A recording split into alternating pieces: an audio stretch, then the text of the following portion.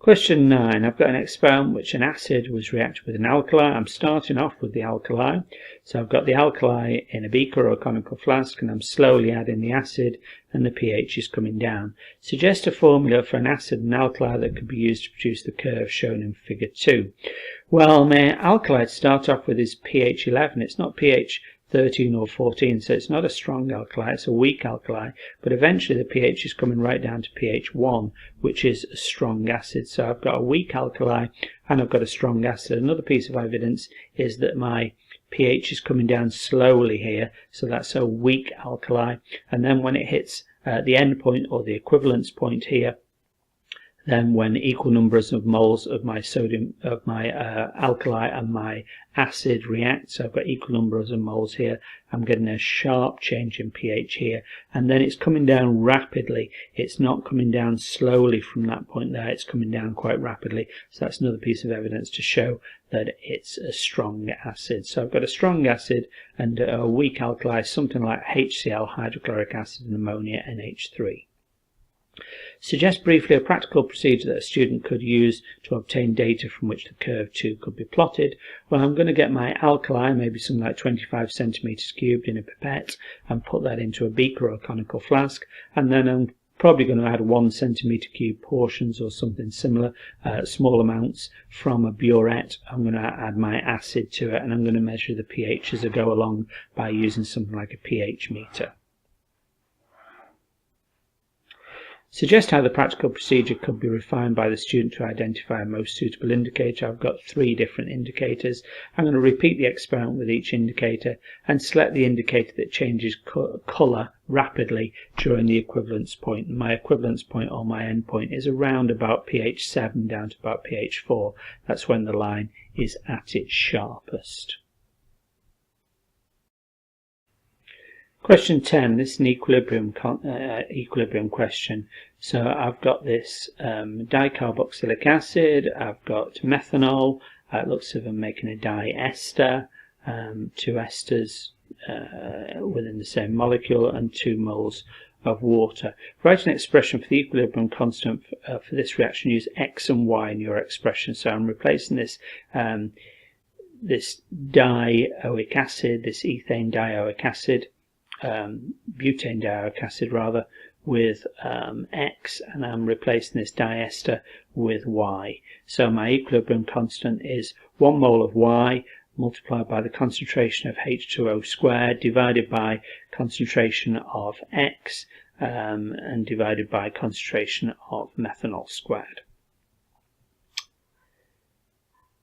A mixture of 0.32 moles of the acid and 0.84 moles of the methanol were allowed to reach equilibrium. So you write the equation out and then you put a little table underneath. That's the way to set it out. So you write the equation out, X and methanol and Y on water, and it tells you then at the start how much of each you've got. So you write that in the first line. At the start I've got 0.32 moles of X and I've got 0.84 moles of the methanol. It doesn't tell me how much Y I've got and how much water I've got, so I'll have to assume that there aren't any in the mixture at the beginning. We haven't made any yet. And it tells me that I make 0.26 moles of Y. Well, if I make 0.26 moles of Y, when 1 mole of this is made, 2 moles of water are made. So if I make 0.26 moles of this, I must make double the amount of water. 0.26 times 2 is 0.52. So I've now got the amounts of these in the mixture. When I make 1 mole of this, 1 mole of this is used up. So if I make 0.026 moles of this, I use up 0.26 moles of this. I started with 0.32, I've got 0.32 minus 0.26, I've got 0.06 moles of this left over. When I make 1 mole of this, I use up 2 moles of this, so 0.26 times 2 is 0.52. I've used up 0.52 moles of this. I had 0.84 in the original mixture, subtract the 2, 0.32. Calculate Kc, so I've got to put these numbers in now. So I take Y, number of moles of Y, and divide by the volume. H2O squared, so 0.52 squared, divide by the volume. X is 0.06 in the mixture, divide by the volume. Methanol is 0.32. It's going to be squared divided by the volume. But you'll see I've not been given the volume.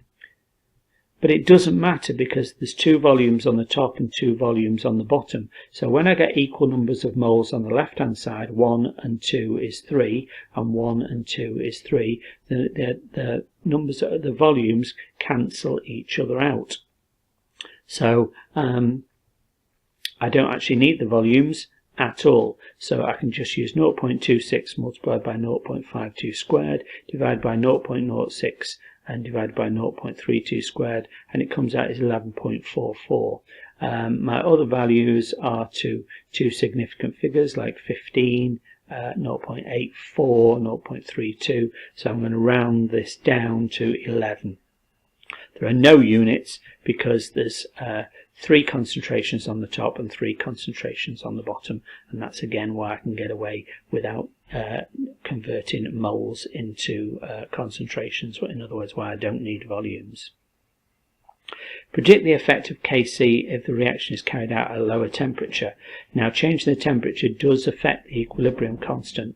So it's an exothermic reaction. So if I lower the temperature by Le Chatelier's principle, it will try and increase the temperature. It will move the equation to the right hand side, shift the position of equilibrium to the right hand side, because this is exothermic in the forward direction. So it'll shift the equilibrium to the right hand side to give out heat in exothermic reaction and try and oppose this change of lowering the temperature. And if I shift it to the right hand side, then I make more of the products, and so if I make more of the products, my equilibrium constant is going to increase because these numbers on the top will increase, the numbers on the bottom will decrease. So my equilibrium constant increases. Question 11. This question is about time of flight mass spectrometry. So what time of flight mass spectrometry does, using a time of flight mass spectrometer, which is the instrument used to measure it, it measures mz values. M is the mass of a particle divided by its charge. Well, we make sure its charge is +1, and we'll talk about that in a little while. And so mass divided by 1 is just its mass. I've got an element Q, and I've got different masses for element Q, 82, 83, 84, and 86. That's because element Q has different isotopes. They're atoms with the same number of electrons and protons and the same atomic number, but different numbers of neutrons, and that's why they've got different masses. They've got different abundances, so different amounts. So I've got 5 particles mass 82, 3 particles mass 83, 26 particles mass 84, and 7 particles of mass 86. I'm going to work out the masses all together. So I've got 5 particles mass 82, so their mass is 410 altogether. 3 particles mass 83, 3 times 83 is 249, so that's the mass of those particles. 26 particles mass 84, 26 times 84 is 2184, that's the mass of those particles. And 7 particles mass 86, 7 times 86 is 602, that's the mass of those particles. Added all together, the total mass of all of these particles altogether is 3445. Now the total number of particles is 5, add 3, add 26, add 7. Total number of particles is 41. So if I was going to work out the average mass of a particle, I take the mass of all the particles, 3445, divided by the number of particles, 41, it comes out as 84.0. I can look that up on a periodic table, and the element with a mass of 84.0 is krypton. A sample of element Q consists of several isotopes, we've determined that already, and it's ionized in a time of flight mass spectrometer. So what actually happens in a time of flight mass spectrometer is you take the element Q, you ionize, in other words turn them all into plus charge ions. You can do that with something called an electron gun, which is you fire electrons across the tube, and as an electron hits an atom it knocks another electron off to make sure the atom then is plus charged. It's accelerated along the tube towards some negatively charged plates. It hits a detector at the far end which detects how quickly it's gone along the tube. The faster it's gone along the tube, the lighter the particle, the lower the mass, and the slower, the longer it's taken to go along the tube, the heavier the particle, the larger the atomic mass. Therefore, the kinetic energy of each particle is always the same, so it doesn't matter on the mass, the particle has the same kinetic energy, and we've been given the equation for kinetic energy as half mv squared. M is the mass of a particle, v is its velocity squared, so its speed squared. And the mass is in kilograms of one of the particles, one of the ionized particles. So let's have a look. We've got 82Q and we've got 86Q. They're both charged plus because they've both been ionized, turned into ions by removing an electron using something called an electron gun. So the mass of 1 mole of 82Q is 82 grams, that is. Divide by 1,000 to turn grams into kilograms, so going from a small unit up to a larger unit, divide by 1,000. The mass of a mole of 82Q is 0.82 kilograms. The mass of one single particle, we've got to divide by the number of particles in there. Avogadro's number is 0.082. Divided by Avogadro's number gives me the mass of one of these particles. The kinetic energy is half mv squared, so the kinetic energy is half multiplied by the mass of one of the particles, 0.082, divided by Avogadro's number to get the mass of one of the particles rather than a mole of the particles, multiplied by velocity squared. So I'm just going to multiply these two out. Half times 0.082 is 0.041, divided by Avogadro's number, multiplied by v squared. I do the same for 86Q, 86 grams, 0.086 kilograms. The mass of one particle is therefore the mass of a mole of particles, 0.086 kilograms, divided by the number of particles in a mole, Avogadro's number. That gives me the mass of one particle now.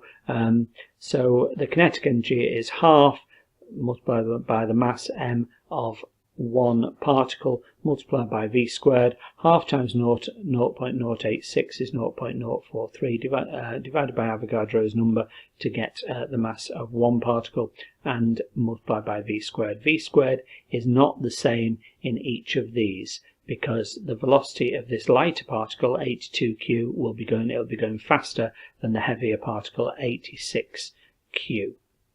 But one thing I do know is that the kinetic energy of each of these is the same. So this value, 0.041 divided by Avogadro's number times v squared, is the same as 0.043 divided by Avogadro's number times v squared for this particle, because the kinetic energy of each particle, every particle that goes into the tube, is the same. So now I can say 0.041 divided by Avogadro's number times v squared for 82Q equals 0.043 divided by Avogadro's number times v squared for 86Q. I haven't got Avogadro's number, but it doesn't really matter because I can cancel it on both sides. So 0.041 times v squared for 82 equals 0.043 times v squared for 86. Now, I've been given something else. V is distance divided by time. So if I substitute v for d divided by t, then v squared is v times v, or d divided by t times d divided by t. So I've substituted v for d divided by t, so 0.41 times d divided by t times d divided by t is the same as equals 0.43 multiplied by d divided by t divided by d divided by t. The distance of the tube isn't changing, it's the same instrument. So now I can cancel the d's on each side. So now 0.41 divided by t squared is 0.43 divided by t squared for 82 and 86Q respectively. The time isn't the same. 82 is lighter, so it's going to go faster, so it's going to have a lower time to go down the tube than 86, which is heavier and slower. I'm going to have a higher time, a higher t.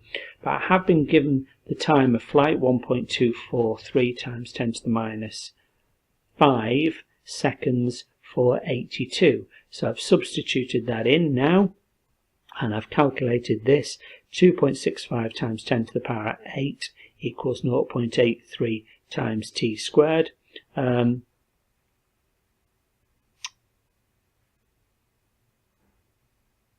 should be 0.43, not 0.83, sorry, 0.43 divided by t squared.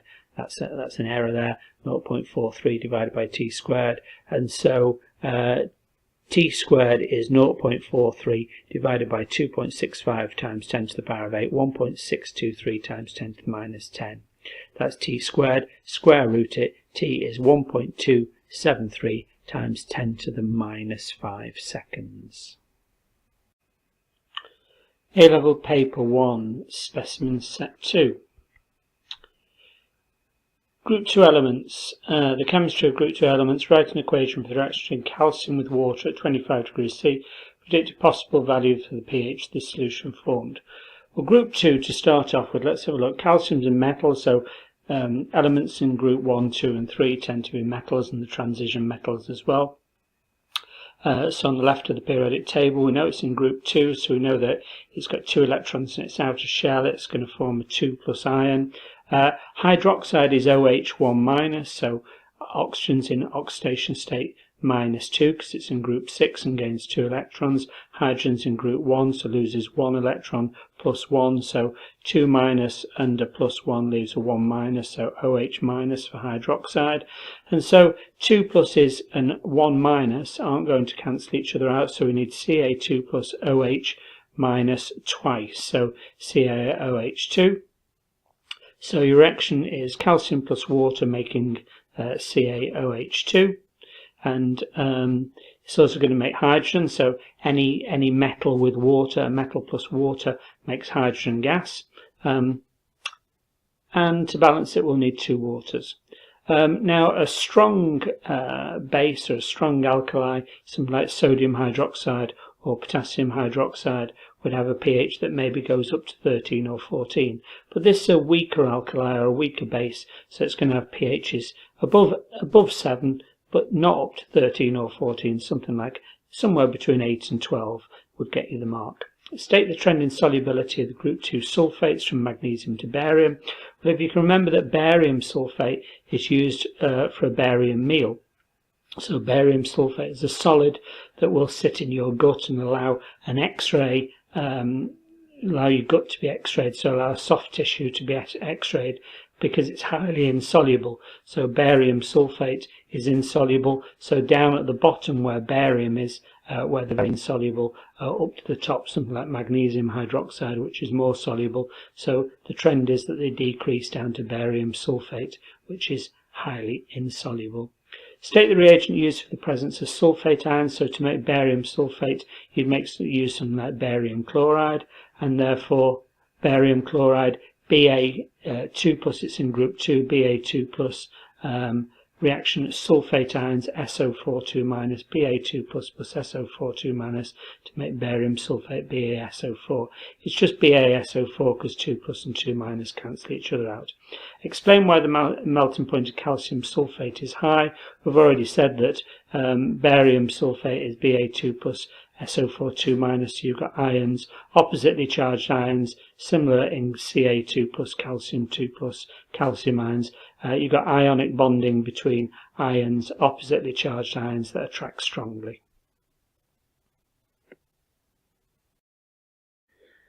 Question 2 is about following tests were carried out to identify an unknown green salt Y. Well, I'm going to put a part solution up on the right hand side so you can see where I'm going.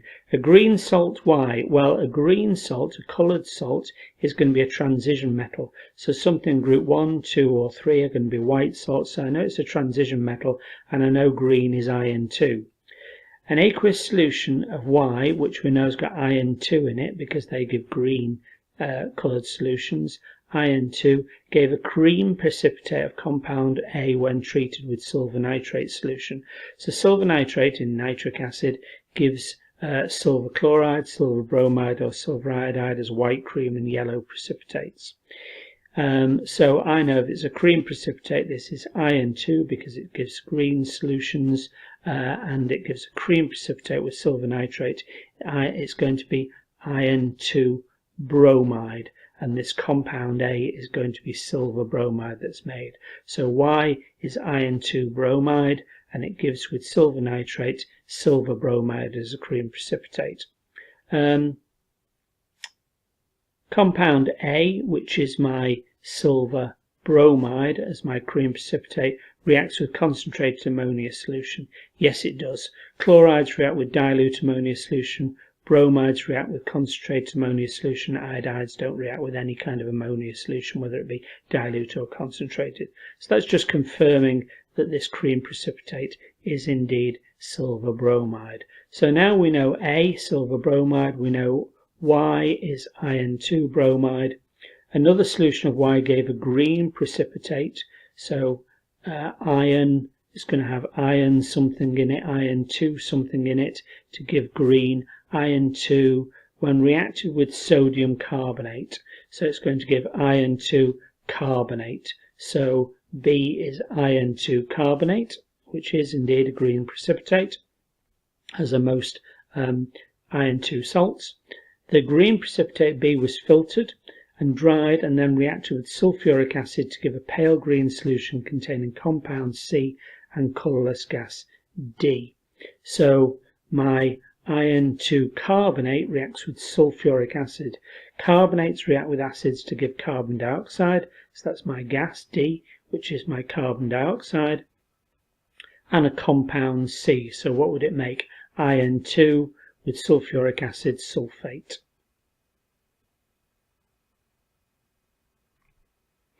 Write the simplest ionic equation for the reaction between silver nitrate solution with the anion present in compound Y. And anions are minus iron, so Br minus.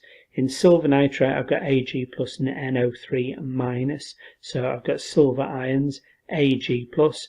So silver bromide is going to be made Ag plus Br minus makes AgBr. That's my ionic equation. Write the simplest ionic equation for the reaction between the green precipitate B, iron 2 carbonate, and sulfuric acid. Well, all acids make H+, a carbonate is CO3 2-, and so H+ and CO3 2- makes carbon dioxide. There's H's and O's in there, so it's going to make some water, and I'm going to need to balance it with 2 H+ to make the 2 H's here on the right hand side. Question is about the element iodine and its compounds. Iodine's in group 7, so it's got 7 electrons in its outer shell. Complete the electron configuration of an iodine atom. Well, you find it in the periodic table. It's in period, or row number 5, so it's going to have 5s2. So it's going to have a krypton core, or krypton electronic configuration, plus it's going to have 5s2. And then it'll have 4d10, so it'll fill up its outer shell as it goes across it, fill up its d shell rather with 10 electrons. The 4d shell will fill up, and then it'll have 5p5, so it'll have 7 in its 5th outermost energy level. 2 add 5 is 7, and it'll have 4d10, so it'll have a full 4d underneath. Part of the structure of iodine crystal is shown in figure 1. Use your knowledge of structure and bonding to explain why the melting point of iodine is low and why that of hydrogen iodide is even lower. So if you have a look at the iodine molecules, they seem to be packed close together, but there seems to be, if these are the iodine atoms, they seem to be in pairs. And that's because iodine's in group 7, wants to gain an electron, and so 2 atoms come together and share an electron in a covalent bond. So first of all, the molecular. Molecular means that there's small molecules covalently bonded to each other. And with no dipole, no electronegative atoms in there, so no delta plus and delta minuses, there's just going to be weak van der Waals bonds between them. In hydrogen iodide, H is in group 1 and iodine's in group 7. H wants to gain 1 electron or lose 1 electron, gain 1 or lose 1, and iodine wants to gain 1 or lose 1 as well, and so they will share in a similar fashion. So the first 2 marks are for saying that iodine is molecular, has a small number of atoms joined together, 2 atoms joined together, in actual fact I2, 2 atoms joined together with a covalent bond, and similarly hydrogen iodide is molecular, it's got H and I bonded together with a covalent bond, because each of these atoms wants to gain 1 electron. The next stage for the next 2 marks is to talk about the intermolecular bonds. We've already said there's no delta plus and delta minuses, there's no polar bonding, no polar bonds within the actual molecules, and therefore there's no dipole-dipole attractions between the molecules or any hydrogen bonds between the molecules. It's all van der Waals forces. So there's the intermolecular forces are van der Waals forces in both iodine and hydrogen iodide, and they're weak, so the melting points of both of them are low. So the final part is, why is iodine higher than hydrogen iodide? And that's because iodine atoms are larger. They're larger, and so they have more electrons, and so they have more van der Waals bonding. So they've got more stronger van der Waals bonding between the molecules in iodine, just because they're larger. So more energy is needed to break these van der Waals bonds, and that's why it's got a higher melting point than hydrogen iodide. Actually, for the 6th mark, you might mention that hydrogen iodide has actually got slight delta plus and delta minus. It does have slight polar bonds, and therefore it will have slight dipole-dipole attractions in there, but they're not as large as all of the lots of van der Waals forces in iodine, and so the overall effect, the higher melting point in iodine, is due to the fact that iodine atoms are much larger than the hydrogen atoms in hydrogen iodide, and therefore there are very, very many more van der Waals bonds. Suggests why iodine does not conduct electricity. Well, electricity only conducts through a material if it's got delocalized electrons. So it's got no delocalized electrons. It's got no moving electrons in there. Deduce the equation for the formation of hydrogen iodide from its elements. So hydrogen is H2, iodine is I2. So H2 plus I2 makes 2Hi, or you could have half H2 plus half I2 goes to Hi.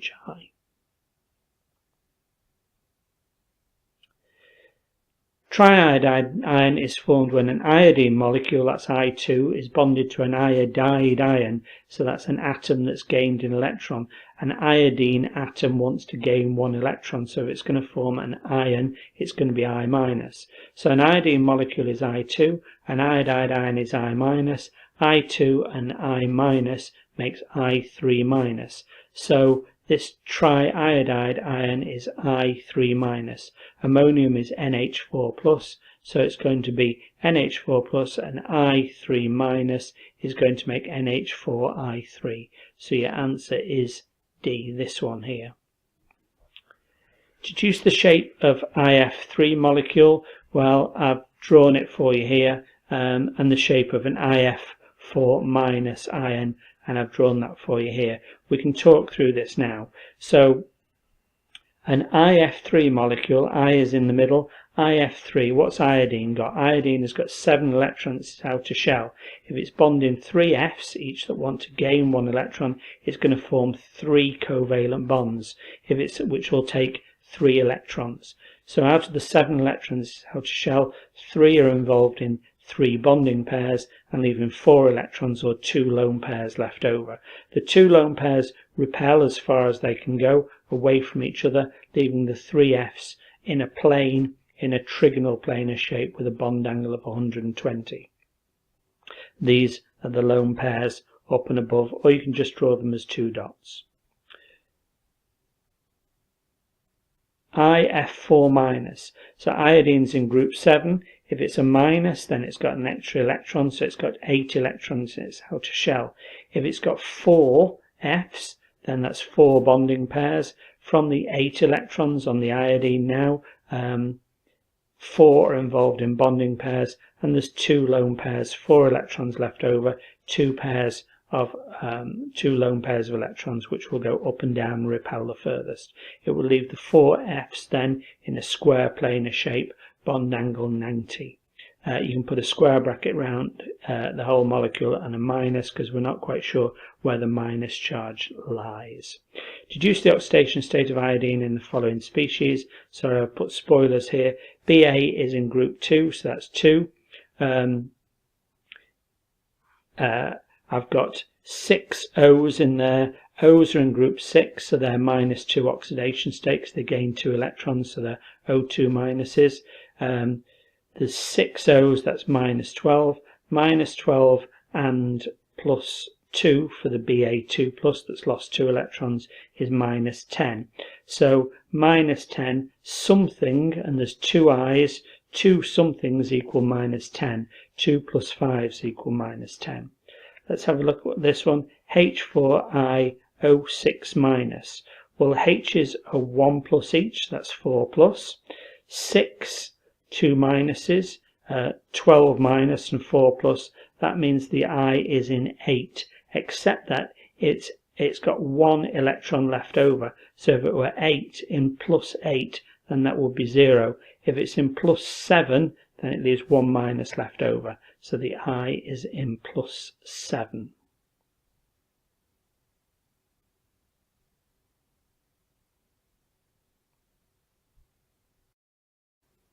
Question 4. Iron forms many complexes that contain iron in the oxidation states. 2 plus and 3 plus means the iron's lost 2 electrons or it's lost 3 electrons.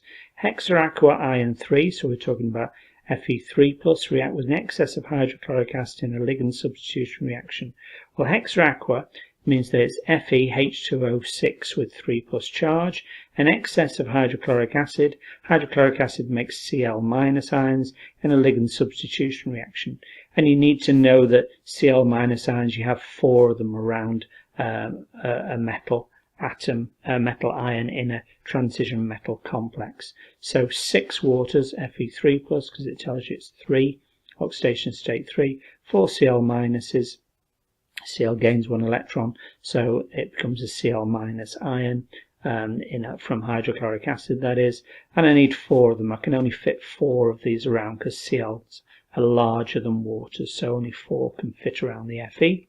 I know it's a minus charge. Well, for 2 reasons. I've got 3 plus and 4 1 minuses, leaves a minus charge on this side. Waters that come off, the 6 waters that come off, 6 water ligands released, have no charge, so this must be a minus here because there's 1 minus on the left hand side or 1 minus on the right hand side.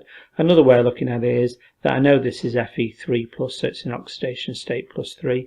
The Cl has gained 1 electron, so I've got 4 1 minuses. 3 plus and 4 1 minuses leave minus 1 left over. Explain why the shapes differ.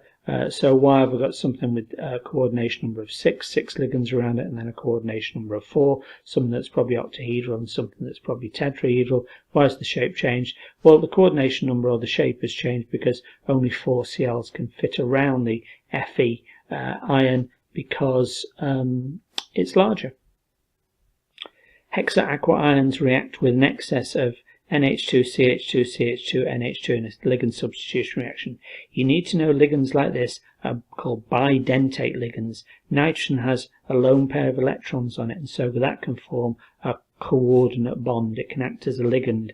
But on this side, this NH2 has got a coordinate bond, lone pair of electrons that can act as a coordinate bond, so it can form 2 coordinate bonds. In other words, it can take the place of 2 ligands. So one of these can replace 2 waters. In other words, those 6 waters could be replaced by 3 of these. So if I draw that as a structure, then I've got Fe with NH2, CH2, CH2, NH2, one of these around with 2, this bidentate ligand with 2 coordinate bonds here, and this one has 2 coordinate bonds, and this one has 2 coordinate bonds, and that makes 6 bonds around it. So one of these can replace 2 waters. Now I'm not quite sure where the Fe2 plus is, and so I can put a square brackets around it and put a 2 plus because I know it's got a 2 plus charge because it's an Fe2 plus, and so there's 2 pluses on the Fe, or at least on this complex ion. I'm not quite sure where they are, so I'm going to put them round here. The NH2, CH2, CH2, NH2 has no charge, so the overall complex must still have 2 plus charge from the iron to iron. Hexaaqua iron 2 ions can react with an excess of this in a ligand substitution reaction, which shows the correct entropy for the reaction. Well, I'll show you the equation and I'll be able to explain it.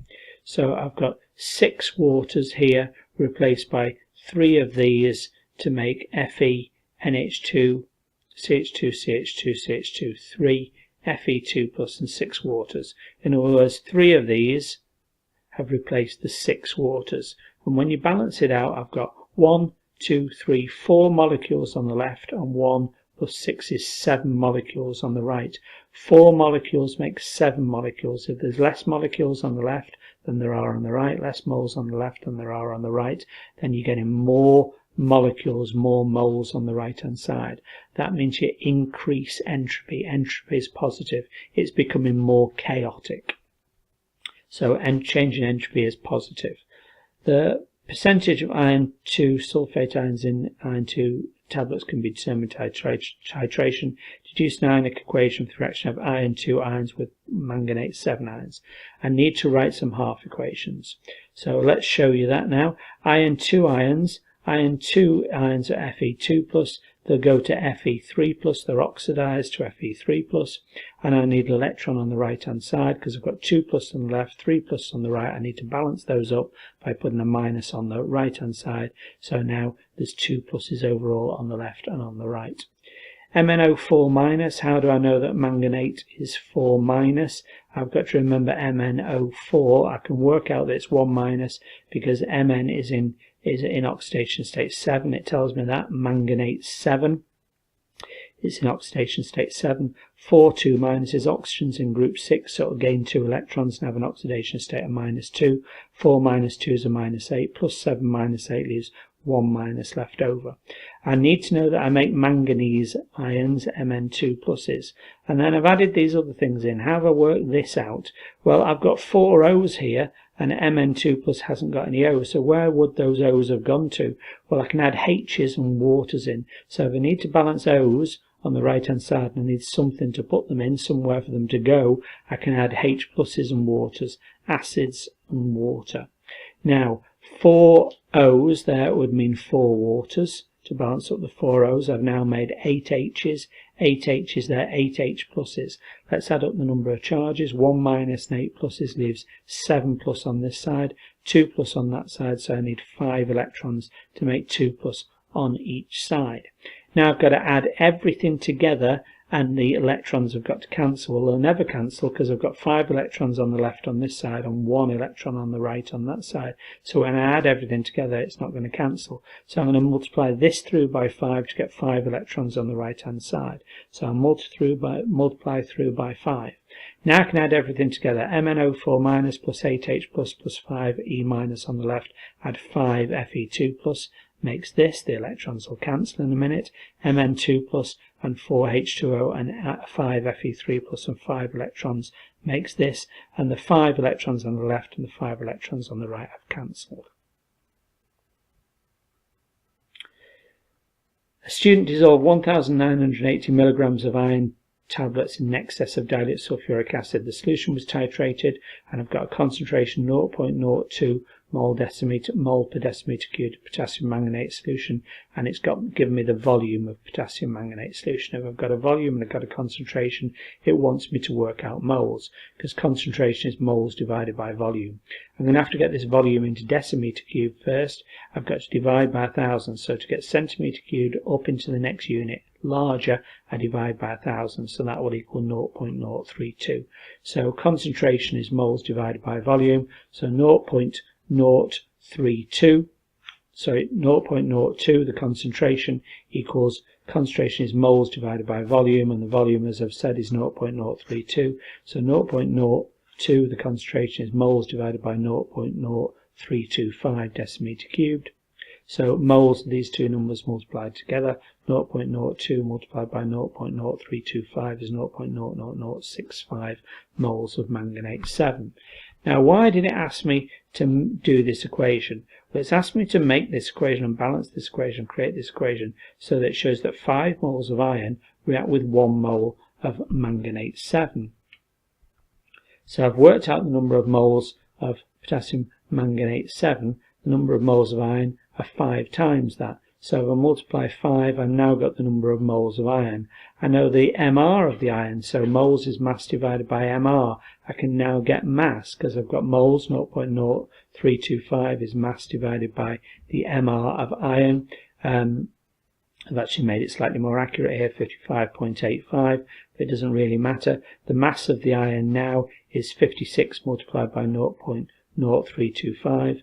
0.0325 multiplied by 56, or 55.85 if you do it more accurately, equals 0.182 grams of iron in the tablets.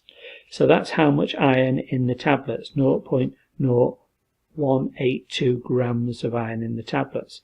Yet the tablets are 1.98 grams, 1,980 milligrams. If I divide by 1,000 to get milligrams up into the next unit up grams, it comes out as 1.98 grams.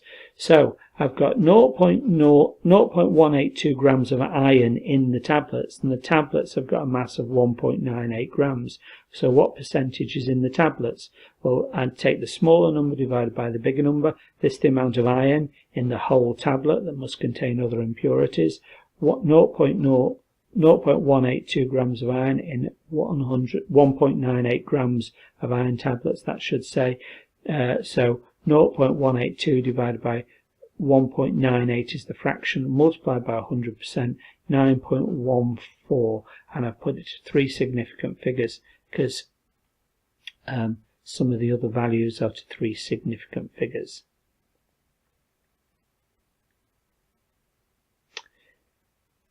I think I could have put it actually to 4 significant figures if I'd have wanted to. The other values are to 4 significant figures.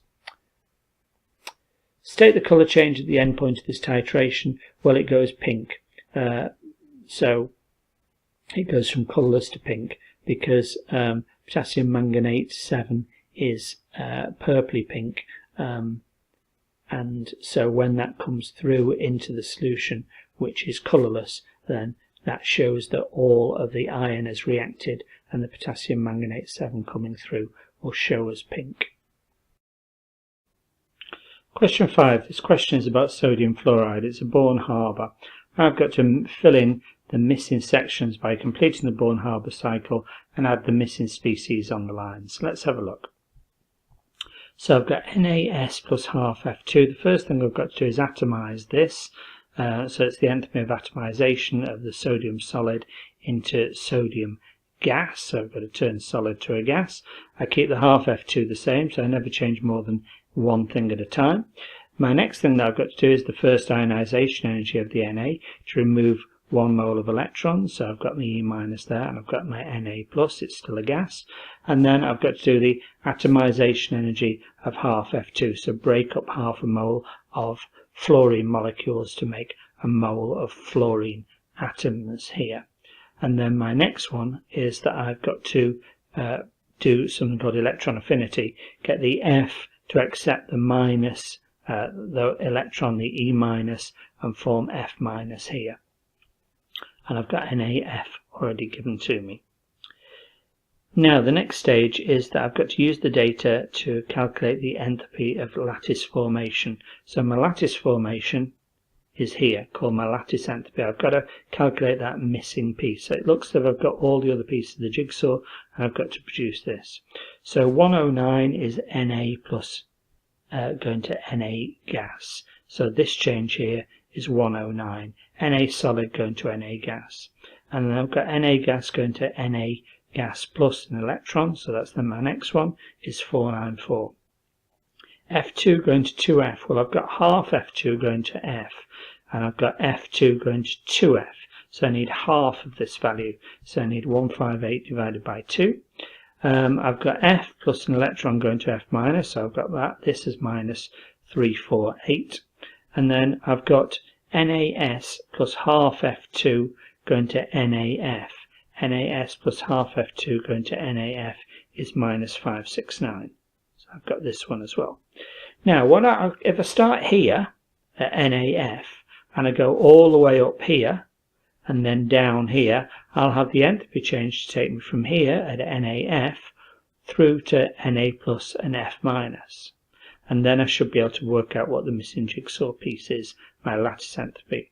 Now, to get from here to here, I've got to reverse this sign because I've got from NaS and half F2 going to NaF. I want this the other way around, so I'm going to have turn this arrow round to go from here to here, here to here, here to here, here to here, and here to here.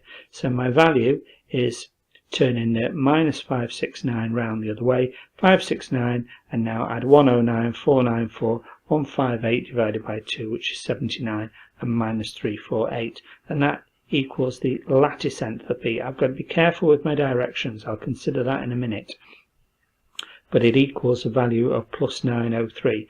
My question is it plus 903? Is it minus 903? Well, it's coming down, so it's a minus 903. So my lattice entropy is minus 903. Okay, it's because this value from here to here to here to here takes me from here to here. My lattice entropy, that value would be from the bottom to the top, but it's got to come down. My lattice entropy is the amount of energy that's given out by this reaction when these ions form an ionic lattice. Suggest how the entropy of lattice of formation of NaCl compares to that of NaF. Well, it's not going to be as strong because the F is a smaller ion, so the attraction between NaF, Na plus and F minus is going to be stronger because the ions can get closer together and form stronger ionic bonds. So NaCl, entropy of lattice formation, it will give out less heat, it'll be less exothermic, it won't be as strong a bond, and therefore it won't give out as much energy when it bonds together. So strong bonds, when they form, give out a lot of energy. This one won't give out as much energy as NaF when the ions come together.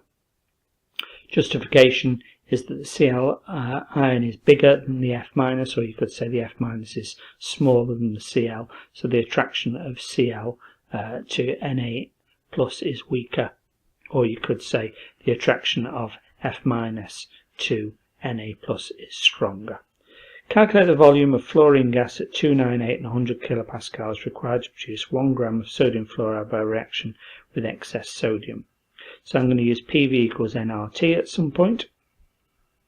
I've got this equation, Na plus half F2 making NaF, to produce sodium fluoride with an excess of sodium and fluorine, so I've written the equation out. What do I know? I've got 1 gram of sodium fluoride, and I know it's Mr. So NaF, sodium fluoride, its Mr is 42 moles, is mass divided by Mr. 1 gram divided by 42 is 0.0238. I've now got the number of moles of NaF. I've got half the number of moles of F2, so if I divide it by 2, I've got the number of moles of F2. I'm going to need that for my gas equation, PV equals nR2, because I'm going to need the number of moles of F2, and I've now got that. Now pressure is in pascals, so kilopascals going down into a lower unit value of pascals, so coming down to a smaller unit value, I multiply by 1,000, so 100 kilopascals is 100,000 pascals. My temperatures in 298 Kelvin is already in Kelvin, so that's fine. Number of moles of F2 I've just worked out as 0.0119. I've got to try and work out the volume. So I've got the volume, I've got the pressure, I've got N, I've got R as 8.31, I've got temperature. I can put all those numbers in now, and then I can work out V as being 29.47 divided by 100,000. It comes out as 0.002947, and it's in meter cubed, so my volume is always in meter cubed. Now I've got to get it into centimeter cubed, have I? Calculate the volume in centimeter cubed.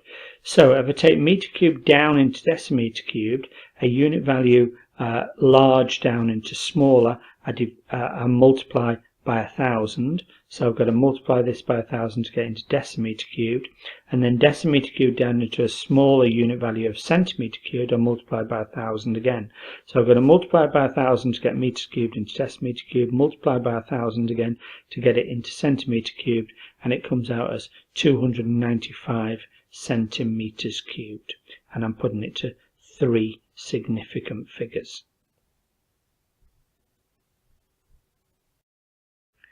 Question 6. Table 2 shows some standard electrode potential data. Use Table 2 to deduce the species that's the best oxidizing agent. Well, the reaction that goes ahead the best is the top one. It's got a plus value of plus 1.36, the highest positive value. So its electrode potential is the highest. So this reaction, Cl2 plus 2 electrons going to 2 Cl minus, is the one that goes ahead most readily. So let's have a look at Cl2. It could be Cl2 or it could be Cl minus. that's the best oxidizing agent? Let's work it out. So this one, Cl2, is definitely going to go ahead to make Cl minus very, very strongly. So Cl2 gas plus 2 electrons, oil rig, remember, oxidation is loss, reduction is gain, it's gaining electrons, this is being reduced. Another way of looking at it is that Cl2 is an oxidation state 0, it's an element on its own with no charge, and Cl minus is oxidation state -1, it's come down, it's gone from 0 oxidation state down to -1, it's been reduced. If it's been reduced, when that is reduced, something else is oxidized. That's called a redox equation. So when this is reduced, something else is being oxidized. We know it gets reduced because it's got a large electrode potential. We know this is going to go ahead, so it will be reduced very readily, and therefore it will be a very good oxidizing agent. Cl2. Write the conventional representation of the cell used to measure the standard electrode potential for the conversion of tin 2 into tin. Tin is Sn2+, that's tin 2 ions, and tin metal is Sn. So a standard electrode potential is called the hydrogen electrode potential. You use a platinum catalyst. So the cell is Pt, you always put the platinum catalyst, you name the electrode rather, not the catalyst, the electrode, platinum electrode. The platinum electrode is Pt, hydrogen going to H+. So you've got hydrogen gas going to H+. You always, the left-hand cell is always the oxidation half. So 0 oxidation state up to +1, it's being oxidized. So that's always your standard electrode cell. The other half then is your reduction half. So Sn2+ going down to Sn, 2+ oxidation state going down to 0. Another way of looking at it is that you always have the ions in the middle, so things with pluses in the middle of the representation. The cell was made by connecting 2 half cells with a salt bridge. 1 half cell consisted of silver in silver nitrate solution. So we're talking about this equation here, Ag plus an electron going to Ag solid, silver in solution going to form silver metal. And the other consisted of tin in a solution of tin 2 nitrate solution. So tin and tin 2. So we've got to get a positive value overall. We can reverse one of these. We need to reverse one of these so that we end up being able to cancel out electrons. We can't have 2 reduction equations. We're going to have a redox. One's got to be reduction, one's got to be oxidation. So which one are we going to reverse? Well, we reverse the sign, we reverse the equation, and when we reverse the equation, we reverse the sign. And we need to reverse the equation and reverse the sign so that when we add these 2 values together, it gives a positive value. So the bottom one is the one to be reversed, because if I reverse that round from Sn2 plus 2 electrons to make Sn, reverse it round so that Sn makes Sn2 plus and 2 electrons, that value will be plus 0.14, and when I add the 2 together it will be plus 0.94. And that's my half equation. Occurs at the negative electrode. I know I'm talking about this equation occurring at the negative electrode because electrons are made at the negative electrodes. Electrons are minuses. That's why the electrode is negative, because electrons are made there. And so it's talking about the oxidation half equation, where it's making electrons. Oxidation is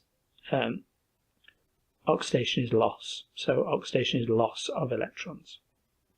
So that's an oxidation half equation, or you could say it's going from oxidation state 0 up to +2. The oxidation state is going up. An oxidation half, making electrons and making the negative electrode, making the electrode negative. Use the data from table 2 to write an equation for reaction of silver ions with iron 2 ions. So silver ions, and I've got iron 2 going to iron 3, so I've included iron 2 ions, and I've got silver ions. What's the equation that's going to go ahead? Which one am I going to reverse? I'm going to have to reverse the bottom one again to give minus 0.77, so when I add the 2 together, then it gives me a positive value then of 0.03. So two half equations are this one staying in the same direction, Ag plus an electron. This one is being reversed, Fe2 plus going to Fe3 plus an electron. Take everything on the left and everything on the right. So Ag plus an electron plus Fe2 plus, Ag plus Fe3 plus an electron. Electrons cancel, and that's my overall equation. Question 7. Hydrogen can be made by the reaction of methane with steam, and the equilibrium is given below. Use Le Chatelier's principle to predict the effect of the equilibrium yield on hydrogen if the overall pressure is increased. Well, hydrogen is on the right hand side.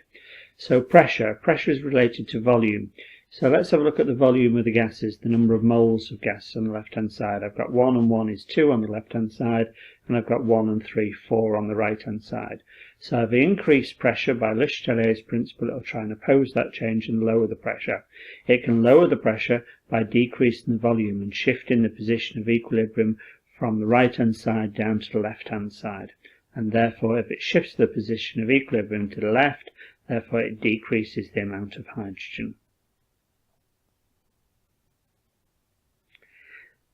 Explain why the equilibrium yield of hydrogen is unchanged if a catalyst is used in the reaction. Well, a catalyst speeds up both the forward and the backward reaction, but by the same amount, so you don't get any effect on the position of equilibrium.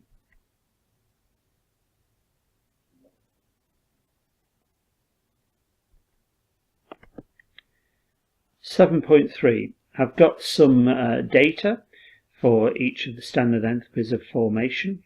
And also I've got entropy, but the first part of the question is about the standard enthalpy change, so I'm just going to use the first row of data.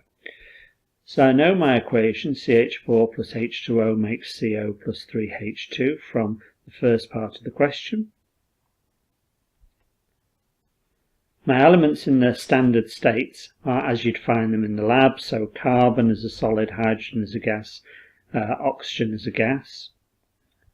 And I've got the reactions here. Enthalpies of formation are enthalpy changes when you convert elements from their standard states, as you normally find them into the lab, into each of these substances. So I've got each of the values to make CH4 from carbon solid and hydrogen gas, as you normally find carbon and hydrogen in the lab, minus 75. To make water from hydrogen and oxygen, minus 242.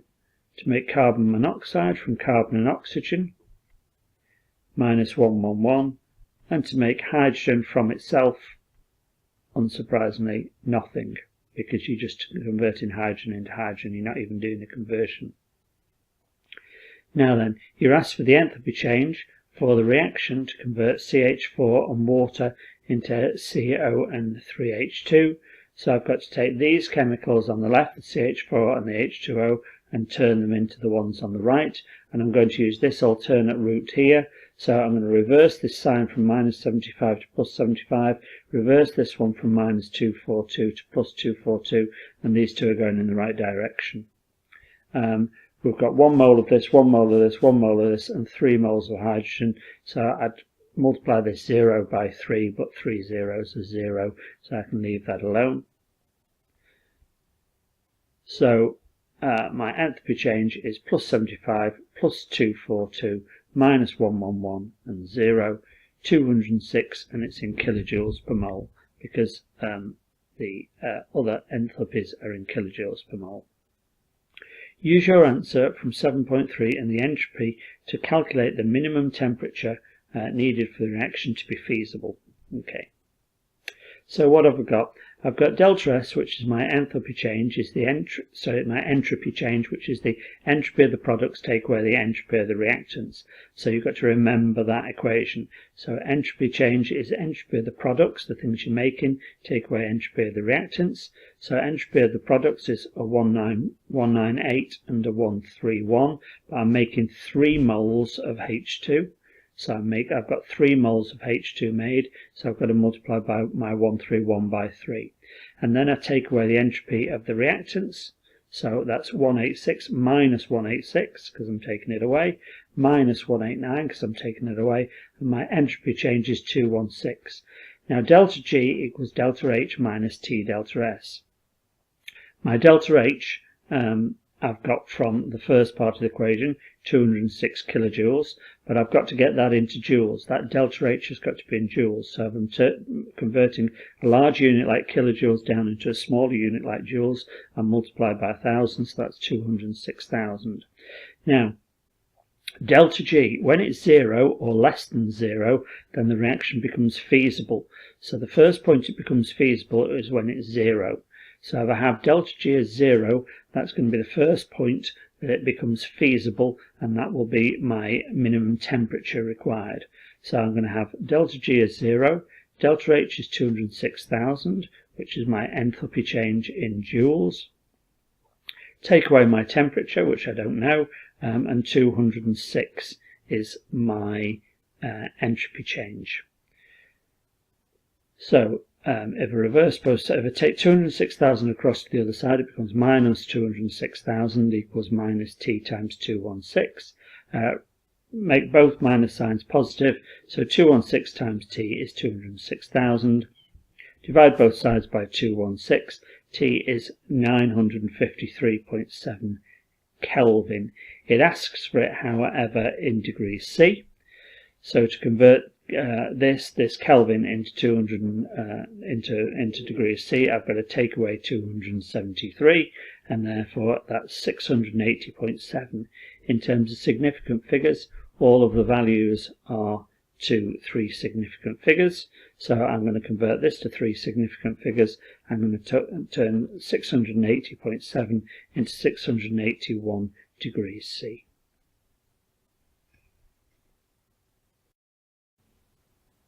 Question 8. This question is about Bronsted-Lowry acids. Give the meaning of the term Bronsted-Lowry acid. It's a proton donor or an H+ donor. What is meant by the term strong when describing an acid? It means when you put it into water, it completely dissociates into H+ ions. Completely dissociates in water to give H+ ions. You can use the word ionizes if you prefer rather than dissociates. At 298 K, 25 cm cubed of a strong monoprotic acid contains 1.45 times 10 to the minus 3 moles of hydrogen ions. Calculate a value for pH. So if you've got pH, you need H+ concentration, because pH is minus log to the base 10 of H+ concentration. I've been given a volume, I've been given a number of moles, so I can work out concentration of H+ ions. So volume is 25 cm cubed, divided by 1,000 to get into decimeter cubed. Concentration is moles divided by volume. Concentration is 0.00145. I've been given that in the question. Divided by the volume, 0.058. So I've got the concentration of H+. pH is minus log to the base 10 of concentration of H+. So that comes out as pH 1.24, which is reasonable for a strong monoprotic acid. Monoprotic just means that 1 mole of the acid makes 1 mole of H+, something like hydrochloric acid or nitric acid, unlike something like sulfuric acid where 1 mole of the acid makes 2 moles of the H+, a diprotic acid. Question 8.4. Calculate the pH of the solution formed after the addition of 35 centimeters cubed of 0.015 mole decimeter cubed of sodium hydroxide to the original 25 centimeters cubed of the monoprotic acid. So my first thing is I've been given a volume and a concentration of sodium hydroxide. It wants me to get work out the number of moles. So volume is 35 centimeter cubed divided by 1,000 to get into decimeter cubed, 0.035. Concentration is 0.15. Concentration is moles divided by volume, 0.15. The concentration is moles divided by 0.035. Multiply the two numbers together, and so the number of moles of sodium hydroxide is 0.0525. The sodium hydroxide, which is an alkali or a base, will react with the acid. So let's have a look how many moles of acid I had in my original question. In my original question I had 1.45 times 10 to the minus 3 moles of hydrogen ions, which have come from the acid. So the moles of the acid from the previous question is 0.00145. The number of moles of sodium hydroxide is larger. So when these two neutralize each other and react with each other, 1 mole of sodium hydroxide will react with 1 mole of the monoprotic acid, then sodium hydroxide is going to be excess because 0.0525 is a larger number than 0.00145. Let's work out how much is in excess by subtracting the two. I've got 0.0038 moles of sodium hydroxide left over in excess. So I've been given the ionic product of water, Kw. Now you need to remember that Kw is H plus concentration multiplied by OH minus concentration, and I'm trying to work out pH. So if I'm working out pH, I need H plus. I've got Kw, I now need OH minus. If I can work out OH minus concentration, having got Kw, which is 1 times 10 to the minus 14, I can work out H plus and I can work out my pH. So that's the way I'm going. I've got the number of moles of sodium hydroxide in excess. I've got my new volume. I've added 35 centimetre cubed of sodium hydroxide to 25 centimetre cubed of the acid. Add those two together. I've got 60 centimetre cubed of solution. Divide by 1000, 0.06 decimetre cubed. So I've got the number of moles of the sodium hydroxide, 0.0038. I've got the new volume, which is 0.6. Divide the two to work out the number concentration, because concentration is moles divided by volume. I've now got my concentration of OH minus ions, 0.0633. So 1 times 10 to the minus 14, which is Kw, equals the H plus concentration multiplied by OH minus concentration, 0.0633. H plus concentration is 1 times 10 to the minus 14 divided by 0.0633, which is 1.58 times 10 to the minus 13. So I've now got my hydrogen ion concentration. pH is minus log to the base 10 of that, 12.8, which seems reasonable for a strong alkali or a strong base. A buffer solution is made by 1.5 grams of sodium hydroxide, so immediately I know that I can work out the number of moles of that by using the MR, added to 1 decimetre cubed of 0.1 mole decimetre cubed of a weak acid. I've got a volume and I've got a concentration. I can work out the number of moles of acid. So let's do that first of all. So for the acid, concentration 0.15 is the number of moles divided by volume. I've got the volume in decimetre cubed, which is 1, so multiply the two together and the moles of the acid is 0.15. The sodium hydroxide, the MR, sodium is a 23, and O is a 16, and an H is a 1, so that equals 40. Moles is mass divided by MR. Moles is the mass, which is 1.50 grams, divided by 40, which is the MR, 0.0375. So I know the number of moles of sodium hydroxide, I know the number of moles of acid. Which is the larger? The acid. So the acid's in excess. So let's work out how much by. 0.15 take away 0.0375 is 0.1125 moles of acid is in excess. Now I know a weak acid, HA, dissociates to make H plus and A minus, and for a weak acid my equilibrium constant, my acid dissociation constant, Ka, are the concentrations, these on the right hand side, divided by the concentration on the left hand side. But for buffers you can't use H plus squared. You're not allowed to use H plus squared. You've got to do something different. I cancel a concentration on the top and a concentration on the bottom. So if you cancel a concentration on the top and a concentration on the bottom, H plus concentration stays the same. A minus concentration just becomes A minus, or the number of moles of A minus. HA loses the concentration and becomes moles of HA. So you cancel a concentration of A minus and just leave it as instead of concentration A minus, it becomes moles of A minus. Concentration of HA becomes moles of HA. Now then, I can do the next bit.